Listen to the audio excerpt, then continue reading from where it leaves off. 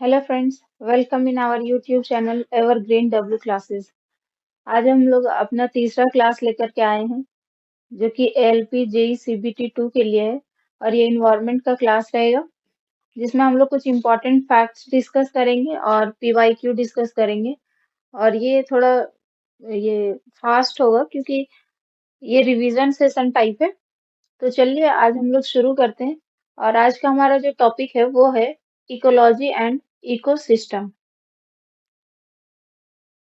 Ecology and ecosystem. तो ecology समझेंगे कि किसे कहते हैं। इकोलॉजी जो है वो साइंस है जिसके अंदर हम लोग जानते हैं कि लिविंग बींग्स एक दूसरे के साथ किस तरह से इंटरेक्ट करते हैं एंड वो इन्वायरमेंट से किस तरह इंटरेक्ट करते हैं। तो ecology is the science under which all living beings and their interrelationship between the physical environment are studies.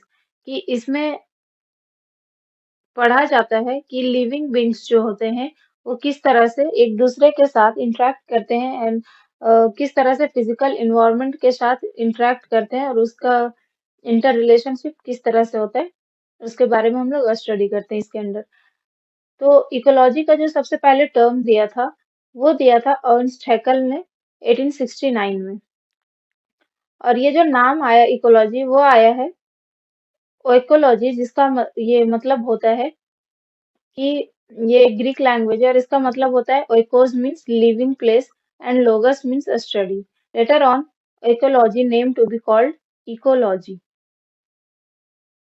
Next जो पार्ट हम लोग का है वो है इकोसिस्टम। तो इकोसिस्टम किसे कहेंगे?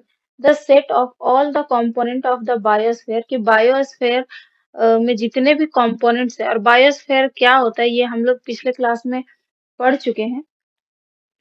तो which are involve in interaction कि वे इंट्रैक्शन में इन्वॉल्व होते हैं उसे इकोसिस्टम कहा जाता है। कि इन्वायरमेंट का वो पार्ट जहाँ पे सारे जो लिविंग बींग्स है वो नॉन लिविंग बींग के साथ जो इंटरेक्ट करते हैं सारे कंपोनेंट एक साथ उसे इकोसिस्टम कहा जाता है। And ecosystem is a functional unit of nature. और इकोसिस्टम जो है वो फंक्शनल यूनिट है नेचर का क्योंकि यहाँ पे सारे फंक्शंस हो रहे हैं that includes complex interaction between the its biotic and abiotic components। क्योंकि यहाँ पे इंट्रैक्शंस होते हैं बायोटिक कंपोनेंट के और अबायोटिक कंपोनेंट के।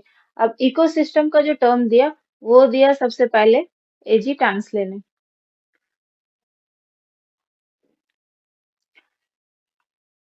अब हम लोग जानेंगे कि इकोसिस्टम का कैरेक्टरिस्टिक्स क्या होता है। इकोसिस्टम जो होता है वो स्ट्रक्चर्ड होता है एंड वेल ऑर्गेनाइज्ड सिस्टम होता है। इकोसिस्टम जो किसी का भी इकोसिस्टम होता है जहाँ पे बायोटिक एंड अबायोटिक फैक्टर जो है वो एक दूसरे के साथ इंटरेक्ट करते हैं तो वहाँ पे जो पूरा सिस्टम है वो ऑर्गेनाइज्ड होता है। सेकंड जो इसका फीचर है वो है नेचुरल रिसोर्स सिस्टम होता है ये इकोसिस्टम। और the productivity of an ecosystem depends on the availability of energy in it. और जो इकोसिस्टम का प्रोडक्टिविटी होता है वहाँ पे वो डिपेंड करता है कि उस इकोसिस्टम में एनर्जी कितना अवेलेबल है। नेक्स्ट जो फीचर है वो है different type of ecosystem are powered by energy. और जितने भी टाइप के इकोसिस्टम होते हैं वो जो अपना फंक्शन करते हैं वो एनर्जी के थ्रू ही फंक्शन कर पाते हैं। और ये जो है ओपन सिस्टम है ecosystem in which there is continuous input and output of materials and energy. ये एक बोला जा रहा है कि ये एक ओपन सिस्टम है जहाँ पर मटेरियल्स का और एनर्जी का लगातार अंदर आना और बाहर जाना हो रहा है इनपुट एंड आउटपुट हो रहा है। क्योंकि इकोसिस्टम में ही सारे ऑर्गेनिज्म एक दूसरे से इंटरेक्ट करते हैं तो इस वजह से एनर्जी जो होता है एक एक लिविंग बीइंग से दूसरे लिविंग बीइंग में एनर्जी ट्रांसफर हो रहा होता है या फिर अबायोटिक से बायोटिक में एनर्जी ट्रांसफर हो रहा होता है। तो ये है कि इनपुट एंड आउटपुट प्रोसेस जो है वो इकोसिस्टम में लगातार चल रहा होता है इसीलिए इसे ओपन सिस्टम कहा जाता है। नेक्स्ट हम लोग का जो टर्म है वो है इकोलॉजिकल नीश। तो इकोलॉजिकल नीश वो होता है जहाँ पे वो एक ऐसा हैबिटेट जहाँ पे कोई भी ऑर्गेनिज्म रहता है और वहां पे अपना फंक्शन करता है। तो the ecological niche describes how a species interact with in an ecosystem कि इकोसिस्टम के अंदर किस तरह से स्पीसीज जो होते हैं वो इंटरेक्ट करते हैं, ये इकोलॉजिकल नीश डिस्क्राइब करता है। The niche of a species depend on both abiotic and biotic factor. जो स्पीसीज का नीश है वो डिपेंड करता है अबायोटिक एंड बायोटिक फैक्टर। और अबायोटिक फैक्टर जो होता है इसे फिजिकल फैक्टर भी कहते हैं, फिजिकल फैक्टर। और इसमें इंक्लूड्स रहता है जैसे वाटर हो गए, सॉइल हो गए, मतलब जितने नॉन लिविंग थिंग्स हैं जिस पे डिपेंड करता है लिविंग थिंग्स, टेम्परेचर हो गया, पीएच हो गया, तो ये सब जो है ये सब अबायोटिक कंपोनेंट हो जाता है। और बायोटिक फैक्टर में जितने लिविंग ऑर्गेनिज्म है वो सारे बायोटिक में आ जाते हैं। They allow different species to live together. और इकोलॉजिकल नीश में होता है कि ये अलाउ करते हैं डिफरेंट स्पीसीज को एक साथ रहने के लिए। अगर मान लिया जाए कि एक इकोसिस्टम है तो एक स्पीसीज जो है वो ये वाले जगह पे अपना वहां रह रहा है, रिप्रोडक्शन कर रहा है, ग्रोथ कर रहा है। वो मान लीजिए स्पीसीज ए है वो यहाँ पे कर रहा है, और एक और स्पीसीज है जो कि अपना यहाँ पे कर रहा है फंक्शन, सारे फंक्शन यहाँ पे कर रहे हैं। ये एक ही इकोसिस्टम में हो रहे हैं लेकिन ये दो स्पीसीज के हो रहे हैं। तो इनका ये जहाँ पे ये अपने फंक्शन परफॉर्म कर रहे हैं, स्पीसीज ए का ये वाला जो पोर्शन है ये हो गया इकोलॉजिकल नीश। इकोलॉजिकल नीश। और जो ये और स्पीसीज जो बी है उसका जो इकोलॉजिकल नीश हो गया वो ये हो गया कि वो जहाँ पे अपना फंक्शन परफॉर्म कर रहे हैं। नेक्स्ट देखते हैं कंपोनेंट ऑफ इकोसिस्टम कि इकोसिस्टम के कौन कौन से कंपोनेंट होते हैं। तो इसके दो कंपोनेंट होते हैं, एक अबायोटिक फैक्टर होते हैं और एक बायोटिक फैक्टर होते हैं। अबायोटिक फैक्टर फिर डिवाइडेड होता है थ्री फैक्टर्स में। एक होता है physical factor, inorganic factor and organic factor. और फिजिकल फैक्टर में इंक्लूडेड है टेम्परेचर, मॉइस्ट, नमी, लाइट, सोलर एनर्जी जिससे कि प्लांट्स अपना फोटोसिंथेसिस कर पाते हैं, and atmospheric pressure. Inorganic factor में आ जाते हैं water, atmospheric gas, soil, mineral, rock. And organic factor में प्रोटीन, फैट, कार्बोहाइड्रेट, ये सारे जो हैं वो अबायोटिक फैक्टर्स हैं। एंड बायोटिक फैक्टर्स में इंक्लूड्स हैं प्रोड्यूसर।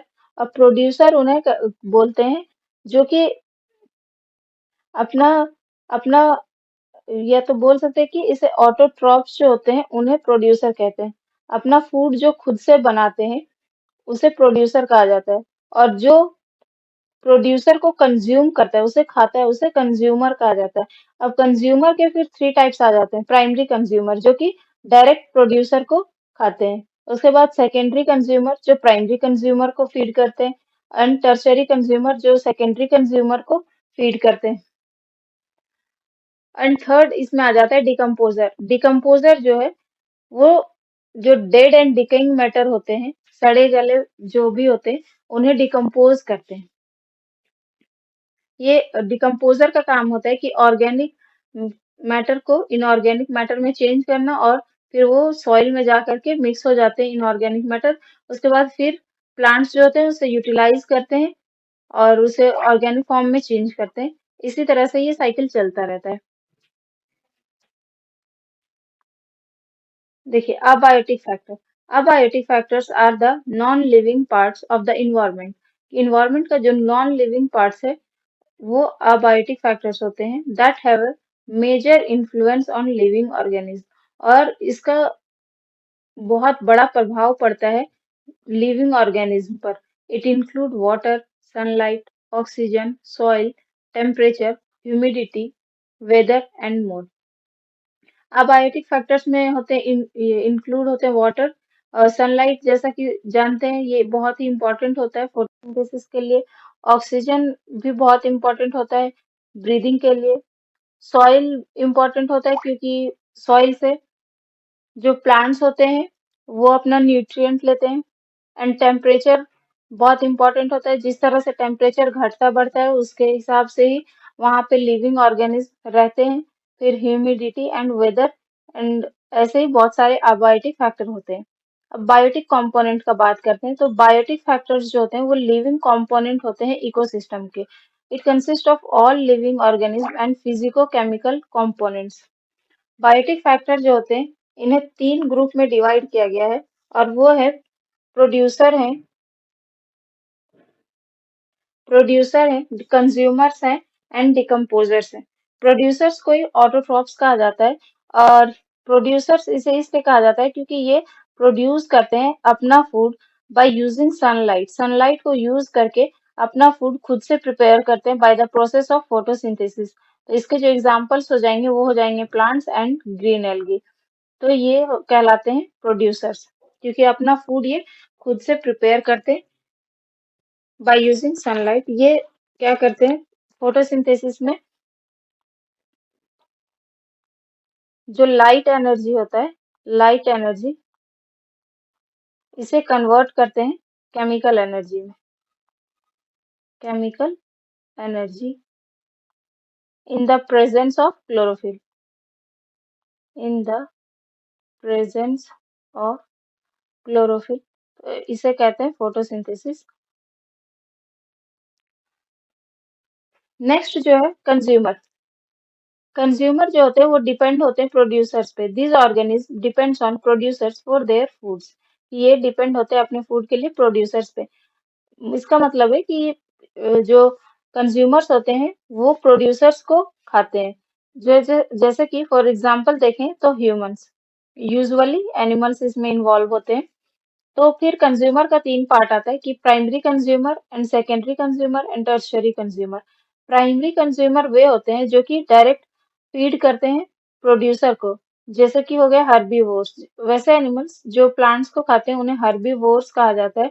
तो हर्बीवोर जो होते हैं वो प्राइमरी कंज्यूमर में आते हैं। फॉर एग्जाम्पल अ काव, जैसे काव हो गया, बफेलो हो गया, गॉट हो गया, डियर हो गया, ये सब जो है ये सब प्राइमरी कंज्यूमर में आ जाएंगे।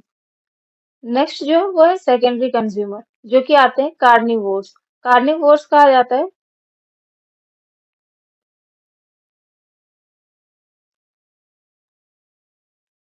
Meet eating animals. ये कार्निवोर्स कहलाते हैं, ये मीट ईटर्स होते हैं। For example lion and omnivore. Omnivore जो होते हैं वो कहलाते हैं जो दोनों को फीड करते हैं, मतलब हर्बीवोर को भी एंड कार्निवोर को भी। हर्बीवोर प्लस कार्निवोर, मतलब ये ग्रास ईटिंग भी होते हैं एंड मीट ईटर्स भी होते हैं। तो इन्हें ओमनीवोर कहा जाता है। तो इसके जो एग्जांपल्स है प्लांट एंड एनिमल्स ईटर्स जो है, इसके एग्जांपल ह्यूमन और बर्ड्स होते हैं। नेक्स्ट जो है वो है डिकम्पोजर, और इसे कहते हैं सेप्रोफाइट, और इसे डेट्रिटिवोर्स भी कहते हैं। और ये कंज्यूम करते हैं, डिकम्पोज करते हैं डेड एंड डिकेइंग मैटर को। Organism like bacteria and fungi इसका एग्जांपल हो गया। अब हम लोग बात करते हैं कि इकोसिस्टम के टाइप। तो इसके 2 टाइप होते हैं, एक terrestrial ecosystem and aquatic ecosystem. जो कि टेरिस्ट्रियल इकोसिस्टम हो गया land ecosystem, land ecosystem, and aquatic ecosystem हो गया वाटर इकोसिस्टम, वाटर इकोसिस्टम। जो अब इकोसिस्टम जो है वो 2 तरह का होता है, टेरिस्ट्रियल एंड एक्वेटिक। टेरिस्ट्रियल जो फिर है वो 4 तरह के होते हैं, forest ecosystem, grassland ecosystem, tundra ecosystem, desert ecosystem. And aquatic में आ जाते हैं fresh water ecosystem, marine water ecosystem and transitional ecosystem. अब हम लोग एक एक करके डिस्कस करेंगे टेरिस्ट्रियल इकोसिस्टम को एंड एक्वेटिक इकोसिस्टम को। फिर टेरिस्ट्रियल में फॉरेस्ट को देखेंगे, ग्रासलैंड को देखेंगे, टुंड्रा को देखेंगे एंड डेजर्ट को। एंड एक्वेटिक में fresh water, marine and transitional को देखेंगे। तो टेरिस्ट्रियल इकोसिस्टम में कौन कौन इन्वॉल्व होते हैं? Terrestrial ecosystem are exclusively land based ecosystem. जैसा कि अभी आपको बताएं कि जितने भी लैंड बेस्ड इकोसिस्टम होते हैं उन्हें टेरेस्ट्रियल इकोसिस्टम होते हैं, और इसमें फिर आ जाते हैं forest ecosystem. Forest ecosystem consist करते हैं बहुत सारे प्लांट्स, पर्टिकुलरली ट्रीज। इसमें लंबे लंबे ट्रीज पाए जाते हैं, एनिमल्स पाए जाते हैं एंड माइक्रो ऑर्गेनिज्म भी पाए जाते हैं। They help in maintaining the temperature of earth and are the major carbon sink. जो फॉरेस्ट इकोसिस्टम होते हैं वो मेंटेन करते हैं अर्थ के टेम्परेचर को, और क्योंकि बड़े बड़े लंबे लंबे ट्रीज पाए जाते हैं तो ये कार्बन डाइऑक्साइड को यूज करते हैं एंड ऑक्सीजन रिलीज करते हैं, इसीलिए फॉरेस्ट इकोसिस्टम को मेजर कार्बन सिंक कहा जाता है। सेकेंड जो इकोसिस्टम टेरेस्ट्रियल इकोसिस्टम में है वो है grassland ecosystem.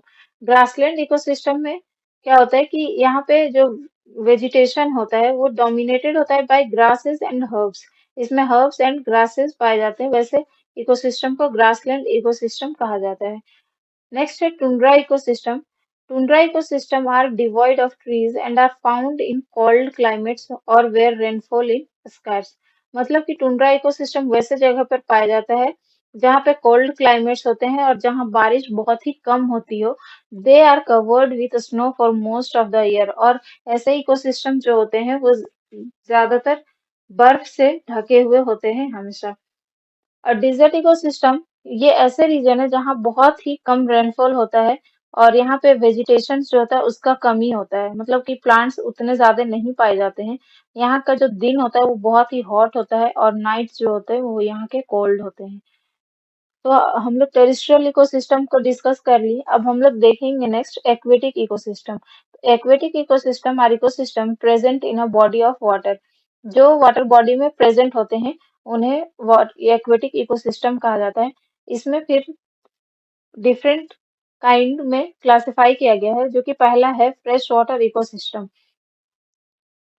The fresh water ecosystem is an aquatic ecosystem that includes lakes, ponds, river, stream, and wetland. These have no salt content in contrast with the marine ecosystem. Fresh water ecosystem उन्हें कहा जाता है जिसमें कोई salt content नहीं होता है। तो इसके जो एग्जांपल्स हो जाएंगे इंक्लूड्स होते हैं, इसमें लेक होते हैं, झील, तालाब, नदियां होती हैं, झरने होते हैं, और वेटलैंड जिसे आर्द्र भूमि कहा जाता है। ये सब फ्रेश वाटर इकोसिस्टम में इन्वॉल्व होते हैं। नेक्स्ट जो है वो है marine ecosystem. The marine ecosystem includes sea and ocean. जिसमें सॉल्ट कंटेंट पाया जाता है उसे कहा जाता है मेराइन इकोसिस्टम, और इसमें इंक्लूड है एक तो सी है एंड ओशियंस है। These have a more substantial salt content and greater biodiversity in comparison to the freshwater ecosystem। इसमें सॉल्ट कंटेंट पाए जाते हैं, और अगर हम लोग कंपैरिजन करें तो फ्रेश वाटर इकोसिस्टम से ज्यादा बायोडायवर्सिटी पाया जाता है मेराइन इकोसिस्टम में। अब हम लोग डिस्कस करेंगे कुछ प्रॉब्लम्स के बारे में कि टेरेस्ट्रियल इकोसिस्टम के क्या क्या प्रॉब्लम्स हैं। तो सबसे पहला है conversion of forest land into agricultural land. कि आजकल जो है जितने भी फॉरेस्ट लैंड है उन्हें धीरे धीरे एग्रीकल्चरल लैंड में कन्वर्ट किया जा रहा है, तो ये बहुत बड़ी प्रॉब्लम है और एग्रीकल्चरल लैंड करने के लिए क्या होता है कि पेड़ों की कटाई की जाती है, डिफॉरेस्टेशन किया जाता है, जिससे फिर पॉल्यूशन काउज होता है, या फिर टेम्परेचर इंक्रीज होता है जिससे ग्लोबल वार्मिंग होता है। नेक्स्ट जो प्रॉब्लम है वो है शिफ्टिंग और झूम कल्टीवेशन। कुछ ट्राइबल्स जो कि जगह जगह पे एक जगह आए, वहां पे खेती किए, उसके बाद फिर वहां से उठ के दूसरी जगह पे फिर खेती किए, तो इसे झूम कल्टीवेशन कहा जाता है और शिफ्टिंग कल्टीवेशन कहा जाता है।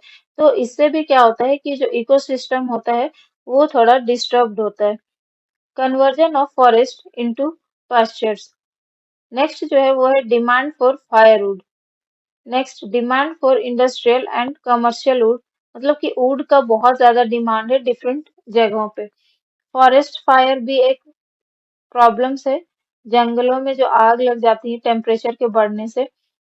नेक्स्ट है urbanization and develop project. Urbanization कहलाता है शहरीकरण, और डिफरेंट काइंड ऑफ प्रोजेक्ट्स की वजह से जो अर्बनाइजेशन हो रहे हैं तो इससे भी टेरेस्ट्रियल इकोसिस्टम में प्रॉब्लम क्रिएट हो रहा है। डिजीजेस इन फॉरेस्ट, फॉरेस्ट में डिजीज भी एक प्रॉब्लम है। Increase in desertification because of some natural reason, scarce water resources, drought and high biotic pressure. कि क्या हो रहा है कि डिजर्टिफिकेशन इंक्रीज हो रहा है और इसके कुछ नेचुरल रीजन है, जैसे कि वाटर रिसोर्सेज की कमी हो रहा है, सूखे पड़ रहे हैं, और जो हाई बायोटिक प्रेशर की वजह से डिजर्टिफिकेशन बढ़ रहा है। अब एक्वेटिक इकोसिस्टम के क्या प्रॉब्लम्स है, तो सबसे पहला तो है यूट्रोफिकेशन, जो कि नेचुरल होते हैं एंड मैन मेड होते हैं। यूट्रोफिकेशन जो है वो कहा जाता है कि न्यूट्रिएंट जो होता है, वाटर न्यूट्रिएंट इंक्रीज हो जाना बहुत ज्यादा, न्यूट्रिएंट ऑफ वाटर इंक्रीज, जिसके वजह से क्या होता है कि वहां पे एल्गल ब्लूम और वाटर ब्लूम इंक्रीज कर जाते हैं। उसके बाद वहां पे ये जो O2 होता है उसका डिमांड बढ़ जाता है। बायोलॉजिकल ऑक्सीजन डिमांड जो होता है BOD वो इंक्रीज हो जाता है। उसके बाद वहां पे जो एनिमल्स रह रहे होते हैं उनके लिए प्रॉब्लम क्रिएट हो जाता है, क्योंकि वहां पे ऑक्सीजन की कमी हो जाती है। तो आइए अब हम लोग कुछ क्वेश्चंस देख लेते हैं, जो कि ये सारे PY के क्वेश्चंस हैं, जो RRB ALP एंड टेक्नीशियंस के क्वेश्चंस है। तो सबसे पहला जो क्वेश्चन है वो है, what is the physiological adjustment by an organism to environmental change. कि जो फिजियोलॉजिकल एडजस्टमेंट करते हैं ऑर्गेनिज्म और इन्वायरमेंटल चेंज की वजह से, उसे क्या कहा जाता है। ऑप्शन ए जो है वो है bio accumulation, option B bio remediation, option C is acclimation. तो जो फिजियोलॉजिकल एडजस्टमेंट करते हैं ऑर्गेनिज्म उसे कहा जाता है acclimation. Option C is the correct answer. Next question is, which one of the following is the best description of the term ecosystem. कि इनमें से कौन सा इकोसिस्टम को अच्छी तरीके से डिफाइन कर रहा है। ऑप्शन ए जो है वो a community of organism interacting with each other. कि ऑर्गेनिज्म का कम्युनिटी जो कि इंटरेक्ट करते हैं एक दूसरे से। Option B is that part of the earth which is inhabited by living organism. कि अर्थ का वो पार्ट जो कि इनहेबिट करते हैं लिविंग ऑर्गेनिज्म को। तो ये तो बिल्कुल गलत ऑप्शन हो जाएगा। Option C is the community of organism. की ऑर्गेनिज्म का जो कम्युनिटी है वो एक साथ रहते हैं with the environment in which they live. तो जो बेस्ट डिस्क्रिप्शन है इकोसिस्टम का वो ऑप्शन सी हो जाएगा, कि community of organism together with the environment in which they live, वे जहाँ पे रहते हैं वे इंटरेक्ट करते हैं इन्वायरमेंट के साथ, उसे इकोसिस्टम कहा जाता है। Next question is, which of the following is not correct. यहाँ पे बोला गया not correct about ecosystem. Ecosystem के बारे में इनमें से कौन सा स्टेटमेंट है जो कि सही नहीं है। Option A, it contains both abiotic and biotic component. तो अभी हम लोग देखें कि कंपोनेंट ऑफ इकोसिस्टम जो होता है वो अबायोटिक होता है और बायोटिक होता है, तो ये तो बिल्कुल सही स्टेटमेंट होगा। यहाँ पे बोला गया नॉट करेक्ट, तो ये तो आंसर नहीं होगा। ऑप्शन बी जो है, it has its on productivity. इसका जो प्रोडक्टिविटी होता है वो खुद से होता है, तो इकोसिस्टम का ये भी जो स्टेटमेंट है वो सही है, कि इकोसिस्टम में प्रोडक्टिविटी जो होता है वो खुद से होता है, क्योंकि वहां पे फोटो ऑटोट्रॉप्स मौजूद होते हैं। नेक्स्ट जो है वो है, it is a closed ecosystem. तो हम लोग कैरेक्टरिस्टिक्स में देख चुके हैं कि it is a open ecosystem, open ecosystem. तो ये जो क्लोज इकोसिस्टम है ये हमारा गलत स्टेटमेंट है, और यहाँ पे बोला गया नॉट करेक्ट, तो हमारा जो आंसर हो जाएगा वो ऑप्शन सी हो जाएगा।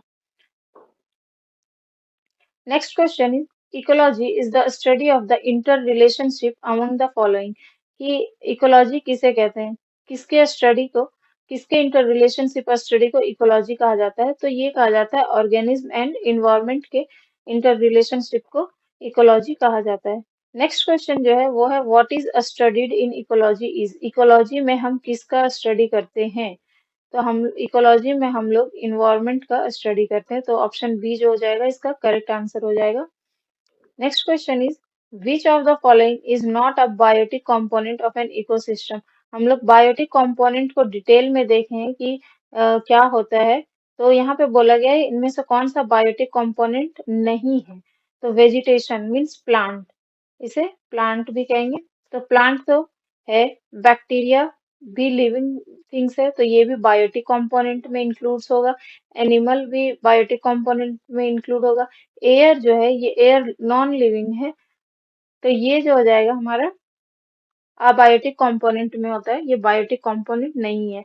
तो यहाँ पे बोला गया है कि कौन सा नहीं है, तो हमारा जो ऑप्शन डी हो जाएगा वो करेक्ट है।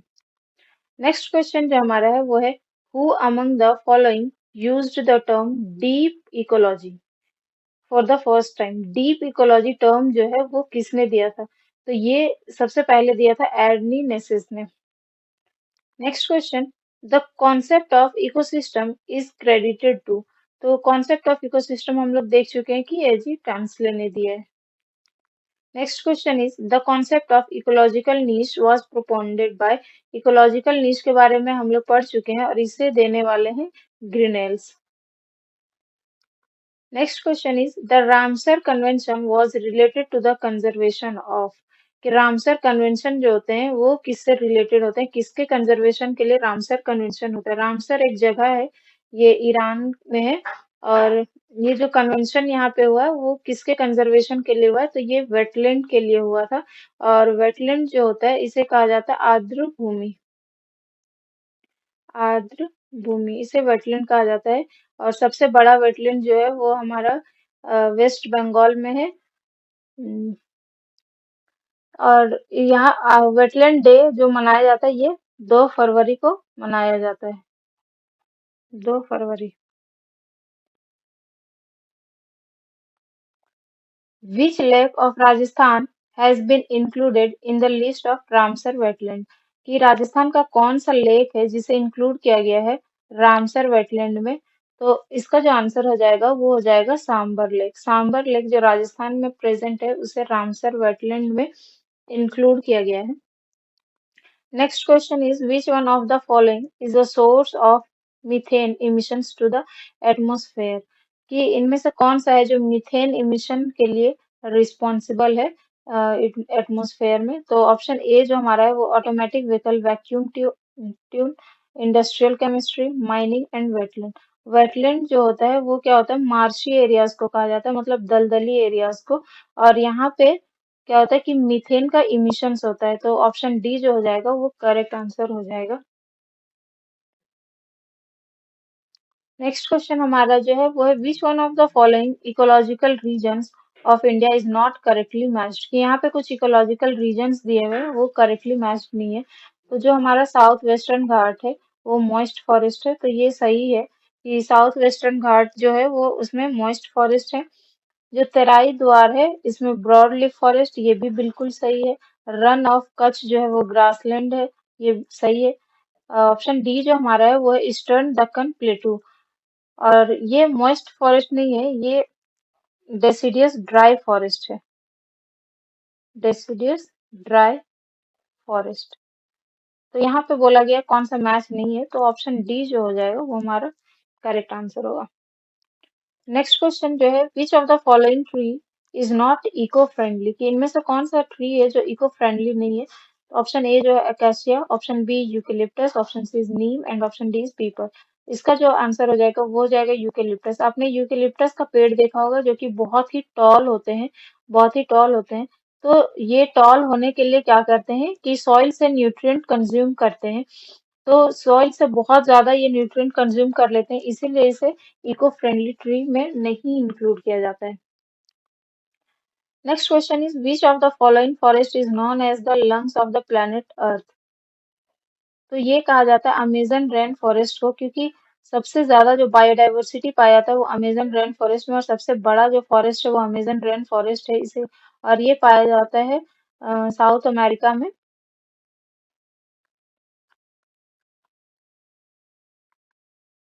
साउथ अमेरिका कॉन्टिनेंट में इसे lungs of the planet Earth कहा जाता है।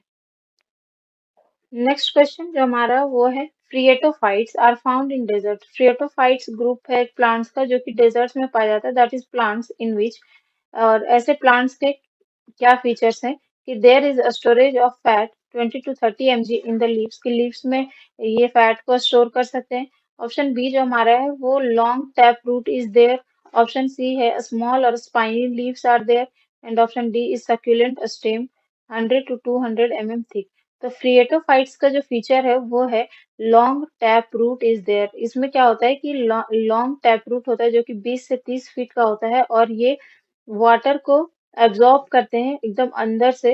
अंदर का जो एकदम inner part of the soil होता है, वहां से वो वाटर को एब्जॉर्ब करते हैं, और ये फ्रिएटोफाइट्स का फीचर है। Next question is the tropical evergreen rain forest biome provides favourable environmental condition for the growth of flora and fauna. कि जो कि एवरग्रीन रेन फॉरेस्ट बायोम जो होते हैं वो प्रोवाइड करते हैं फेवरेबल इन्वायरमेंटल कंडीशन, कि उनके अनुसार फेवरेबल कंडीशन देते हैं ये उस इन्वायरमेंट को, ताकि जो फ्लोरा एंड फाउना है वो ग्रो कर सके। तो इनमें से विच of the following statement is not correct in this regard. तो इसके रिगार्डिंग कौन सा स्टेटमेंट है हमारा जो सही नहीं है। ऑप्शन ए जो है वो है it receive rainfall throughout the year and maintains high temperature. तो ये सही है कि जो tropical evergreen rain forest biome है वो रिसीव करते हैं throughout the year rainfall को, और मेंटेन करते हैं वहां पे हाई टेम्परेचर को। नेक्स्ट ऑप्शन जो हमारा है वो है this biome is also called mega thermal biome. तो ये भी बिल्कुल सही स्टेटमेंट है कि ऐसे बायोम को मेगा थर्मल बायोम कहा जाता है। ऑप्शन सी जो हमारा है वो है the evergreen rain forest biome is spread between 10 degree north to 10 degree south latitude. तो ये बिल्कुल सही है कि जो हमारा, जैसे कि ये मान लीजिए अर्थ है और ये इक्वेटर है, इक्वेटर से 10 degree north and 10 degree south जो है लैटिट्यूड, यहाँ पे ये जो फॉरेस्ट यहाँ पे पाए जाते हैं वो एवरग्रीन रेन फॉरेस्ट पाए जाते हैं। तो ये भी जो ऑप्शन सी स्टेटमेंट है वो भी बिल्कुल करेक्ट स्टेटमेंट है इसके रिगार्डिंग।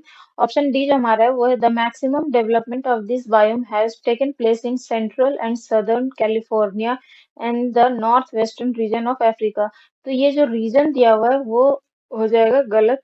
तो ये स्टेटमेंट जो है हमारा है वो गलत है, और यहाँ पे नॉट करेक्ट पूछा गया है, इसीलिए जो ऑप्शन डी हो जाएगा वो बिल्कुल सही होगा। और इसका जो राइट आंसर हो जाएगा कि ये जो सेंट्रल एंड सदर्न कैलिफोर्निया और north north western region of Africa दिया हुआ है ये गलत है। ये जो साउथ अमेरिका साइड है उधर होता है जहाँ पे पाया जाता है अमेजन फॉरेस्ट। नेक्स्ट क्वेश्चन हमारा जो है वो है Kanha national park is related to which one of the geographical area. Kanha national park ये है एमपी में, ये एक नेशनल पार्क है जो कि एमपी में स्थित है। तो ये किससे रिलेटेड है। ऑप्शन ए जो है tropical evergreen forest, option B tropical forest, and option C is tropical dry forest, option D is tropical moist forest. तो कान्हा नेशनल पार्क जो रिलेटेड है वो है ट्रॉपिकल ड्राई फॉरेस्ट से। नेक्स्ट क्वेश्चन इज नेपेंथीज, ये एक प्लांट है, is a plant that eats a small creature. ये कार्निवोर प्लांट्स है जो कि खाता है, कार्निवोर प्लांट स्मॉल क्रिएचर जैसे like frogs insects and rats by trapping them inside. This plant is found in our country. तो ये जो प्लांट है वो हमारे कंट्री में कहाँ पाया जाता है।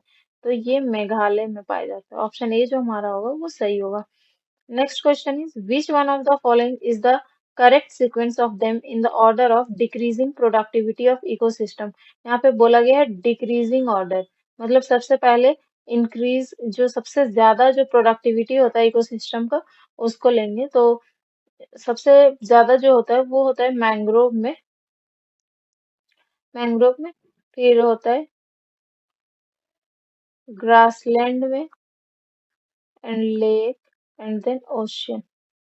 तो जो प्रोडक्टिविटी के अकॉर्डिंग हमारा जो ऑप्शन सी हो जाएगा वो बिल्कुल करेक्ट आंसर हो जाएगा। नेक्स्ट क्वेश्चन जो है वो है which of the following pairs is correctly matched. कि इनमें से कौन सा पेयर है वो जो बिल्कुल सही मैच्ड है। ऑप्शन ए जो है वो है माउंटेन मोस्ट स्टेबल इकोसिस्टम। नहीं, ये मोस्ट स्टेबल इकोसिस्टम नहीं होगा। मोस्ट स्टेबल इकोसिस्टम जो होता है वो ओशियन होता है। Abiotic component bacteria. तो अबायोटिक कंपोनेंट में बैक्टीरिया नहीं होता। बैक्टीरिया जो है वो एक बायोटिक कंपोनेंट, बायोटिक कंपोनेंट है। Green plants ecosystem, rainfall global warming cause नहीं करता, तो जो करेक्टली मैच्ड है वो है green plants related to ecosystem. Next question is, which one of the following ecosystems is spread over the largest area of the earth? कि कौन सा इकोसिस्टम है जो ज्यादा फैला हुआ है अर्थ में, लार्जेस्ट एरिया कवर किए हुए? Option A is desert, option B is grassland, option C is sorry यहाँ पे हो जाएगा माउंटेन्स, स्पेलिंग मिस्टेक है, mountains, and option D is marine. तो सबसे ज्यादा जो हो जाएगा अर्थ में वो हो जाएगा मेराइन, क्योंकि हमारे में ओशियन एंड सी जो है वो ज्यादा प्रेजेंट है, तो इसीलिए मेराइन हो जाएगा।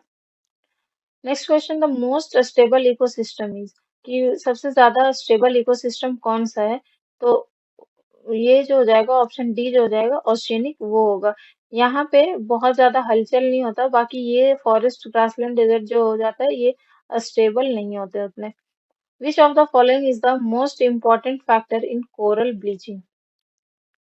कि कोरल ब्लीचिंग में कौन सा मोस्ट इम्पोर्टेंट फैक्टर होता है?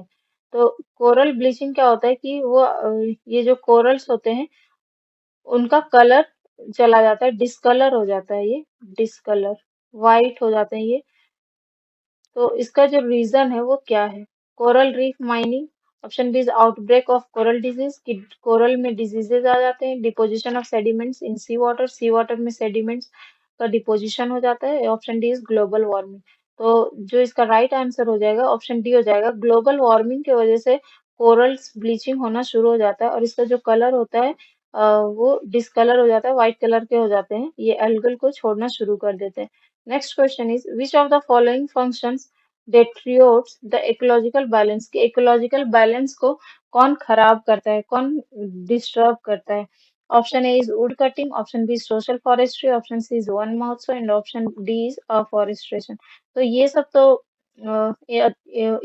इकोलॉजिकल बैलेंस को इंक्रीज करेगा। वुड कटिंग जो है वो डिटेरिएट करता है इकोलॉजिकल बैलेंस को, मीन्स डिस्टर्ब करता है।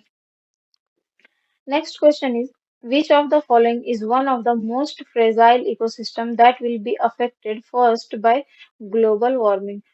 कि कौन सा होता है जो ऐसा इकोसिस्टम होता है कि थोड़ा सा भी अगर टेम्परेचर में चेंजेस आए तो बहुत जल्दी अपना अफेक्ट शो करता है, तो उसे कहा जाता है फ्रेजाइल इकोसिस्टम, जल्दी खंडित होने वाला। तो ऑप्शन ए जो हमारा है वो Arctic and Greenland ice sheets, option B जो है वो Amazon rain forest, option C जो है वो टैगा, और ऑप्शन डी जो है इंडियन मानसून। तो जब ग्लोबल वार्मिंग होगा तो क्या होगा?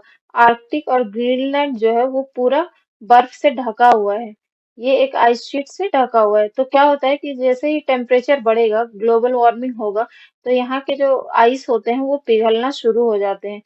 तो इससे इसका इकोसिस्टम अ, ये हैबिटेट डिस्टर्ब होता है। तो ऑप्शन ए जो हो जाएगा वो सही होगा, कि सबसे ज्यादा जो अफेक्ट होंगे वो आर्कटिक एंड ग्रीनलैंड इकोसिस्टम होंगे। Next question is, which one of the following terms describe not only the physical space occupied by an organism but also its functional role in the community of organisms? इनमें से कौन सा term है जो describe करता है कि उसका ओनली फिजिकल स्पेस नहीं, जो वहां पे फंक्शनल रोल प्ले कर रहा है कम्युनिटी का, कम्युनिटी ऑफ ऑर्गेनिज्म, उसे कौन डिस्क्राइब करता है? तो अभी हम लोग बात किए थे कि जो इकोलॉजिकल नीश होता है वो डिस्क्राइब करता है कि ये कितना स्पेस को ऑक्यूपाई कर रहा है और वो कितने स्पेस में अपना फंक्शनल रोल प्ले कर रहा है। फंक्शनल रोल इट मीन्स कि कितने स्पेस में वो रिप्रोडक्शन कर रहा है, वहां पे उसके कम्युनिटी प्रेजेंट है, तो ये हो जाता है इकोलॉजिकल नीश। नेक्स्ट क्वेश्चन जो है वो है, ecology is sustainable economy is the slogan of which movement? Ecology is sustainable economy किस मूवमेंट का स्लोगन है? ऑप्शन ए जो है Appiko movement, option B Narmada rescue movement, option C is Chipko movement, and option D none of the above.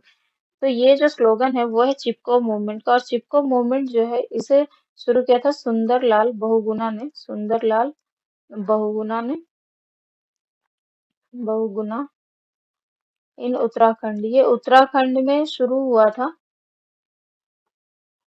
Movement, Chipko movement, जो कि हो ये वहां पे क्या हो रहा था कि डिफोरेस्ट्रेशन हो रहा था, जिसमें लोगों ने बहुत बढ़ चढ़ के हिस्सा लिया और इस चीज के लिए मूवमेंट चलाया गया था, जिसे चिपको मूवमेंट कहा गया। Next question is the unit of measurement of ecological footprint is, कि इकोलॉजिकल फुटप्रिंट का यूनिट ऑफ मेजरमेंट क्या है। तो इकोलॉजिकल फुटप्रिंट को हम लोग जो मेजर करते हैं वो करते हैं ग्लोबल हेक्टेयर से। Next question is, who among the following has such an acute sense of hearing that he can differentiate between the sound of leaves rustling in the wind and the sound of an animal working on the grass? कि इनमें से कौन सा ऐसा animal है जिसमें बहुत ज्यादा एक्यूट सेंस होता है, मतलब बहुत ऐसा सेंस होता है कि वो डिफरेंशिएट कर सकता है आसानी से कि साउंड ऑफ लीव्स जो है वो कौन हवा से हिल रहे हैं और कौन से ऐसे हैं जो कि एनिमल वहां पे वर्क कर रहे हैं, उसके वजह से ये साउंड आ रहा है। तो ये जो होता है वो टाइगर में ये क्वालिटी पाया जाता है, क्योंकि ये टाइगर जो होते हैं वो कार्निवोर्स होते हैं। तो जब वो डियर वगैरह घास खा रहे होते हैं तो उस टाइम उसे पता चल जाता है कि कहाँ पे एनिमल्स मौजूद हैं। तो आज का ये लास्ट क्वेश्चन था। आई होप आप लोगों को ये सेशन पसंद आया हो, और ये एक क्विक रिवीजन सेशन है, तो आप लोग इसे देखें और शेयर भी करें अपने दोस्तों के साथ। चैनल को लाइक करें, सब्सक्राइब करें और हमारे साथ बने रहें, जुड़े रहें, ताकि आपका इन्वायरमेंट का जो टॉपिक है वो कंप्लीट हो सके। Thank you so much.